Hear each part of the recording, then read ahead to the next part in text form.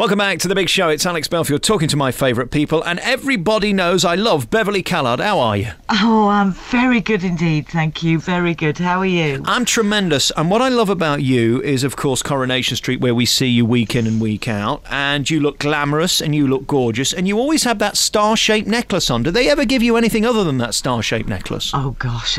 Liz has had that for about 15 years, and it's been repaired 3 times.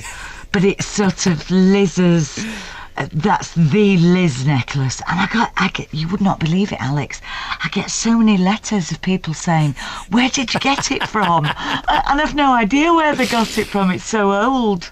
My favourite thing was when you got married, and I nearly fell off my chair when they said, do you, Elizabeth Jane McDonald, take... I know, it's scary, isn't it? I'd love Coronation Street for that, though, because it will play with names and things that are happening, and it doesn't take itself too seriously, does it? Well, do you know what? In the very beginning, Liz was called, this is sort of in the first couple of months, 21 years ago, she was called Elizabeth Teresa McDonald. Right. And then they suddenly realised that Bet Lynch was called Elizabeth Teresa Lynch. So they changed it. So it was suddenly, instead of Elizabeth Teresa, it was Elizabeth Jane. But somebody must have been watching Loose Women to see the Lady Jane McDonald to think that that was funny. There's got to be a double gag in there, hasn't there? No, it came way before that. Really? Yeah, way before that. So I think she must have copied me. Oh, well, there you go then. That'll be what it is. And the irony, of course, about you being Jane McDonald on the TV is that you're now sat in her chair on Loose Women. How's that going? I know, it's spooky, isn't it? Well, to be honest, they'd asked me to be a guest on it for years, and even though I loved watching it, I always said no because I was so scared I'd give too much of myself away, because I used to be such a private person. But then sort of, it's irony, I suppose, and maybe fate. A couple of years ago, I won't bore you with it, but I was ill in February of last year of 2009, and afterwards I sort of talked about it. I did my life story, if you like, and to be honest, everything's out in the open, and I just thought, oh well, I've done it now, it's all there. And then they asked me to do Loose Women, and it was about 3 or 4 months ago now, the first time I did it. Oh, Alex, I was absolutely terrified. Oh, yeah. I was so scared of saying a swear word. Yeah. And you think, oh God, I've got to be so careful what I say. Now I don't care, I just love it. They do lure you into a false sense of security with that show, because you feel like it's just you and the girls nattering, and you forget that there's 3 million people watching. You do, you feel as though it's just the 4 of you who are taking part that day, and the audience, and even though the audience are very close to you, they just feel as though, well, when you're on there, you just feel as though they're part of it, because as soon as the interval comes on, we chat to the audience and tell them jokes, and we do all this, and they ask us questions, and we just have a chat, and the audience is mainly women anyway, and we all just have a chat together, and so it's so easy to say the wrong thing. Yeah. But I'm really enjoying it. I've just come back. I came back on the train in the snow last night from doing it yesterday. Are there certain casts that you enjoy more than others? If you see Carol sat next to you, for example, does that always lift the show? I love her. To be honest, we've not been on the panel that much together, but it's great because on certain subjects we think alike, and on other subjects we're complete opposites. So it's fantastic, and we're both very outspoken. So you just go for it and you say what you really feel, you know. And what about the stars that come on the show when they know who you are? Does that ever become normal? It's amazing, and they all go, oh, thank you so much for being so kind to us. And it's for me, it's really strange, because as an actor, normally you get handed your pages of script or your play, and you just memorise it and do your best to turn those pages into a different person.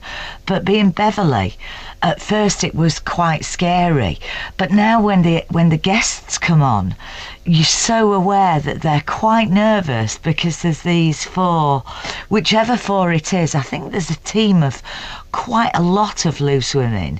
You know, it's never it's very rarely the same panel 2 days running, but you know they're quite formidable women and they're very strong and feisty. But all the guests love it. They really enjoy it. Have you had one of those Colleen Nolan moments that she always tells me about when she comes off air and there's 17,000 texts waiting for her? Oh, yes. Oh, yes, indeed. The day before yesterday, we had quite a deep discussion as to whether women should be on the front line in the services. And that was quite heavy going. Everyone disagreed with me. But you've just got to say what you believe. I think if you were insincere on it or being a bit phony, it would show. Yeah. You've just got to be you. I think it's like a radio show, because the fakes will be sussed within a heartbeat, because you're talking too much, too often, too regularly to keep up with your own story. If you start lying, I think they'd catch you out. Absolutely, absolutely. So what we're going to do, we're going to take a piece of music and then we're going to come back with Beverley Callard. She's got a DVD, a book, The Loose Women, anything else I can plug for you, we'll get to it next on your favourite local radio station.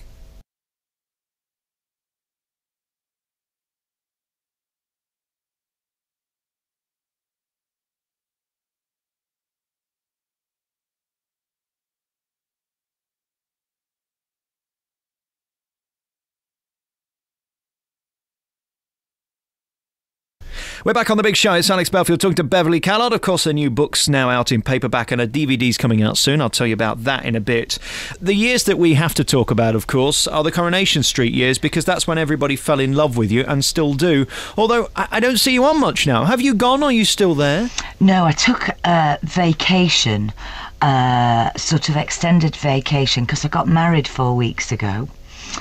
So in real life, not Liz, Yes. as Beverley. And so I took some sort of all the time that was owed to me, I took in one great big chunk. But I have actually handed my notice in the summer, and massive decision. I've done it once before. I did 10 years and then I left because I wanted to go back on stage again. And then I've just done it again. I've been in it 21 years, 21 and a half years. Wow. And I'm going to go back on stage again next year, but I'm going to keep on working, but maybe not to quite the relentless schedule. But I've still got a massive exit to film. They were really kind to me and they understood, and they don't want to lose Liz forever. And so I said, do you think you'll put Liz under the tram and kill her? And they said, no, we're not going to do that. We want Liz to come back again. So I'm not saying I'll never play her again, because I do love playing her, but there's just other parts I'd quite like to play before I get too old. It's very difficult. I see the dilemma you have. I mean, you've become an icon of the show, and frankly, we need more like you, more characters. I say it out loud all the time that Norris is always my favourite. I just think the characters are always brilliant. You're one of them. You're the people we remember. Equally, though, it becomes a bit like Groundhog Day, doesn't it? Turning up at that Granada and having to churn it out, and it's a proper job. It's not showbiz. Absolutely. It's really not showbiz. It's a wonderful job, and I thank God every day I get paid for something that I love doing, because I know many people don't, and I do appreciate it, and I'm very grateful. But to be an actor, you do want to play other parts as well. And as I say, I'm not saying I'll never play Liz again. And The Exit is amazing. It goes on for quite a long time. I go back in the new year, and it's really fantastic. Lots of comedy, but lots of high drama as well. But the schedule at Coronation Street and EastEnders the same is relentless. We are there, certainly at the moment, it's been 6 days a week, 15-hour days. And when you set your alarm for 5 o'clock in the morning, you do think, yeah. I actually can't find my eyes to paint all that hideous eye makeup on, never mind anything else. Also, is it kind of frustrating that you're one of the biggest stars in the country at that point while you're on the soap and you're earning good money, but you haven't any time to spend it or enjoy it because you've got to keep filming to keep the stardom that you've got? Literally, when you're in a big storyline, you have no life whatsoever. The street has to take over everything. And I think that was one of the biggest reasons. You know, John and I have been together 8 years, and he proposed to me in May. and he said, we need some time for us.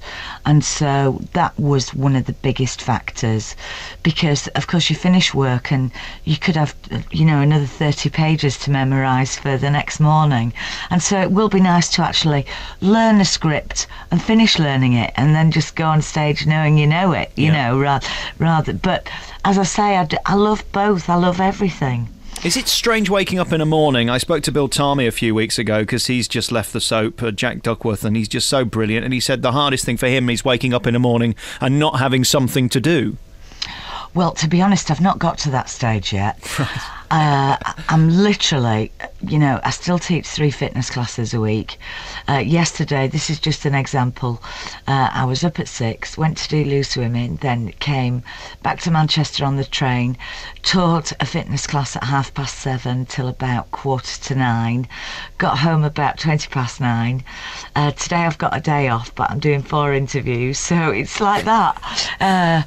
To be honest, I'm not very good at doing nothing. Well, I was just going to say, what's the point of leaving Coronation Street to open up your schedule and then filling it with everything else that you've got to do anyway? I know, but it's just so exciting doing lots of different things, Right. Is the camaraderie as good as they say it is at Coronation Street? Because I haven't had one actor tell me that it's bitchy and all of that stuff. I'm sure there are creative pressures and all of that kind of thing, but is it so intimate that if you didn't get on, it would just all fall apart? Absolutely, it really is like that. And occasionally, I can honestly say, I'm very lucky. No matter what programme I've been in or what play, I've always had great members of cast, but I can honestly say, if any actors arrived in Coronation Street who were divas or who were a bit lovey-lovey and precious, they wouldn't last very long. You're there for so many hours and you just get to know each other. Certainly the people who you work a lot with, like, my best friend in the whole world is Simon Gregson and his new wife. They've just got married as well. Yep. Emma. John and I introduced them. Charlie Lawson, who played Jim, is one of my best friends. You couldn't do it, really, if you didn't get on, I don't think. And you just somehow, it all slots in. Yep. And even if you don't see each other for about 4 or 5 days, which you can go for months in that show without seeing certain members of the cast, we ring each other up and say, "How are you doing? Where have you been? What's going on?" I read in the papers a few weeks ago that you were upset because his wedding, he was upset with you because of your wedding and all of this. Is that really hurtful when you can't control it and it's clearly nonsense? Yeah, it was rubbish, but it did stem from the fact that Simon and Emma couldn't come to our wedding because last year they planned this certain weekend with the boys, and then I was really torn because Simon's wedding was the day we filmed Children in Need for the Queen in the Queen Vic, where Liz turned out to be Kat's mum.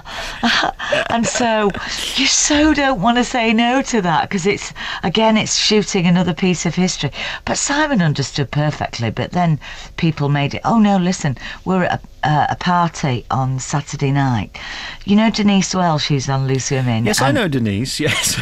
Well, Denise is one of my best friends. She was one of my bridesmaids, and it was her ball on Saturday. And we went along there with Simon and Emma, and unfortunately, we all got very drunk. Really? Oh my goodness, yes. It was a 5 o'clock in the morning job, and it went. But again, I didn't finish work till 11 o'clock at night. Got to the ball at 11:30. Listen, by 1:30, oh gosh, we were partying.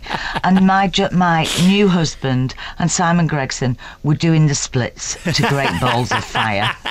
Once again, it happens often, unfortunately. Yeah, never a more appropriate song either, is there, really? Oh gosh, Emma and I just stand there and we just think, oh, let's have another drink, because there's no way we're going to be able to stop them.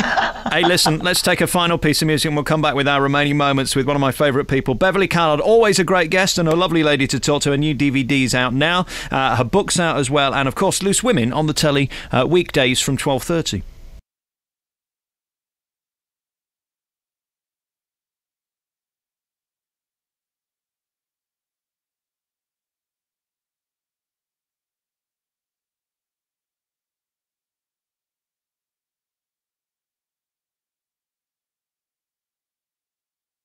We're back with our remaining moments with Beverley Callard, the star of Coronation Street, Loose Women. She's got a DVD out and, of course, her autobiography. It's an interesting point in your life now, isn't it, where we've suddenly become interested in you more than your characters. I think we talked about this earlier with the Loose Women stuff. That's a great place to be because not many actors can be themselves. No, I'm finding it quite exhilarating, actually. It's a really special time in my life. And, you know, when you get those days and those moments where you think, oh, I hope this doesn't stop. Everything is so good and I'm so lucky. So, yeah, I'm having a ball. It doesn't seem like there's any facade or act. Do you actually enjoy just being who you are and letting people join the party if they're interested? Oh gosh, not always. I mean, everybody's heard about it and I won't bore everybody, but sometimes I so don't enjoy being me. I suffered last year from very severe clinical depression, and I had to have ECT, which is electroconvulsive therapy. I had 12 sessions, and sometimes since I started to get well, you know, I was off work for 3 months last year, and since I started to get well, I think it's difficult to put into words, and I enjoy putting it into words, but I've got nothing to hide. But sometimes I do have very low self-esteem and I do lack confidence, but I'm not as bad as I used to be. Is that the case with most actors? Because I always think that, even in myself, the front is way bigger than the reality.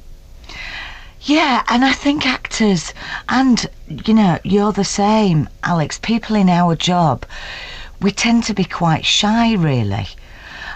But we love people, and we're, you know, fun-loving. And if you click with someone, and I think that's the joy of Loose Women, when you click and you can just sit there and have a good chat, and there's no pretense, you know, there's no facade. I think that's when people get to know you the best, really. Of course, you're in the public eye, and it sometimes bites you in the backside. I know last year as well, which didn't help, was all those stories about your finances. Do you think the papers have a right to write that stuff, or should they mind their own business? Oh, gosh, that's a hard one. I mean, sometimes you open a paper or a magazine, because I think the magazines can be as bad now, and you can open them and think, this is just complete rubbish. But then, on the other hand, they can really help you, you know, as well. And especially if you're working for a charity or for something like that, and you're fundraising, it can really lift the profile of something. So I think it's a double-edged sword in a way. But to be honest, you've just got to take it. And I take it better now than I used to. And since I've been ill, and because I was so honest about it, because at first I thought, I'm not going to talk about this at all. I was quite ashamed and I felt a little embarrassed because there's such a big stigma around depression and mental illness. But I think they've been very good to me and sort of appreciated my honesty, really. I hope so, anyway. I struggle with being wronged. I don't like it when people say things about me publicly or even privately that aren't true, and I always want a right of reply, and often you don't have that. How do you stop that becoming really bitter and twisted and a very dark place? I think sometimes you can't stop that. And believe me, there are some times when I truly read something and I think, I can't wait till I meet this person. I'm going to punch the lights out, you know. And I'm sure every person who's sort of high profile must feel that, you know. But it just goes with the job, unfortunately. You've had such an interesting life, and of course Leeds is where it all began. And just looking through your CV, I mean, show business has really always been a part of your life in one way or another, hasn't it? Yes, it has. And especially in Leeds. I think I used to be in an amateur drama group in Leeds, and my first TV job was at Yorkshire Television because the director had seen me on stage in Leeds. And, you know, my mum was born there, I was born there, and I love Leeds. How often do you get back?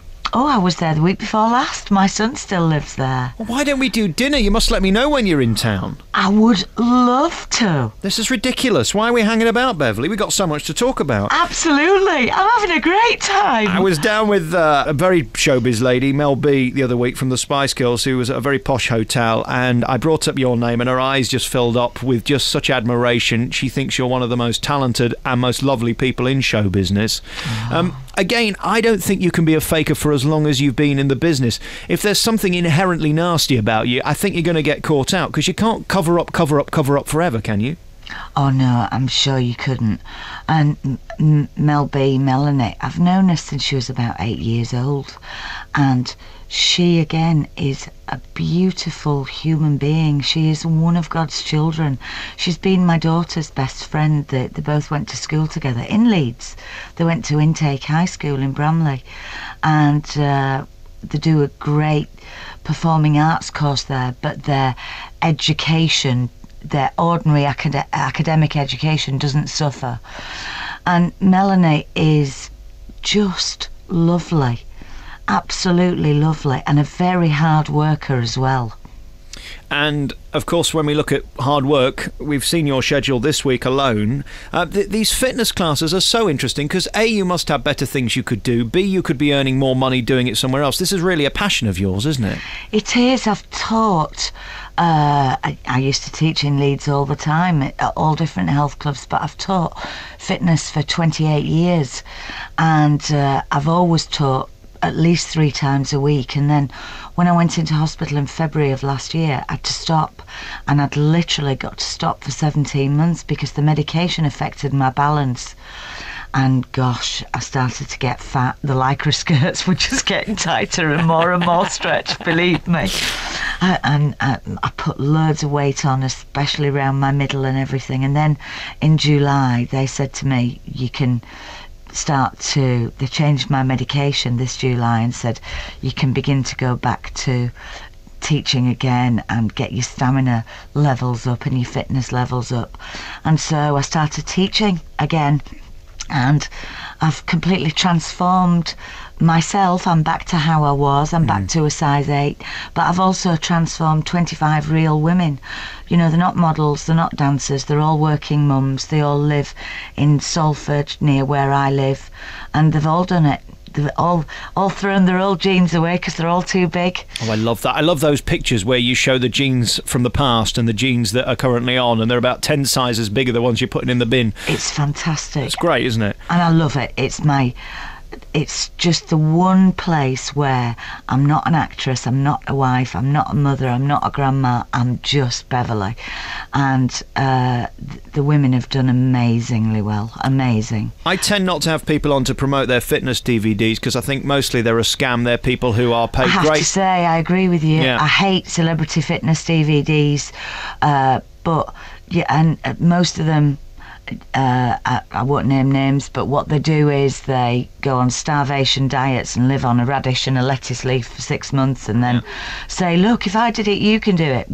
That's not me. You know, I know what I'm talking about. I did all the choreography myself. We have no airbrushing whatsoever. There's no tricks. You see them filmed at the beginning and you see them at the end. And listen, if I can do it, anybody can do it. Well, I need your help, Beverley, because the truth is I've got the man boobs and the bingo wings and it's not going so well. I'm going to come to one of your classes. I wish you would. Oh, I'd love it. I wish you would. You should maybe, I don't know, get some of your listeners to run a competition and they can come along. Beverley Callard's new DVD is coming out in the new year, and it is a true inspiration to see a lady who isn't just taking the money and running. She actually does this for a living, and it's her proper job. I mean, really, the telly and the loose women and the corros just filling in while you've got a bit of time on your hands, isn't it? Absolutely. Hey, listen, your book is tremendous. I haven't got to the end of it, but it really was so honest and real and incredibly uncomfortable in places. You're almost too honest for your own good. And I'll tell you, the other person I said that to this year was Denise Walsh. Her book's the same. I mean, just brutally honest. Absolutely. Good luck with the loose women. She was my bridesmaid. I know, it's in the book. It's in the book. Good luck with the loose women. You know I love the girls very much. So my regards to all of them. Thank you so much. And the DVD's out now. The book's out now. And we'll see you back on Coro in the new year. Stay. Please don't go. Oh, I'm sorry. I've made up my mind. That's it. None of your nonsense. Beverley Callard, thanks for joining us. Oh, Alex, thank you. Thank you. It's been a great pleasure.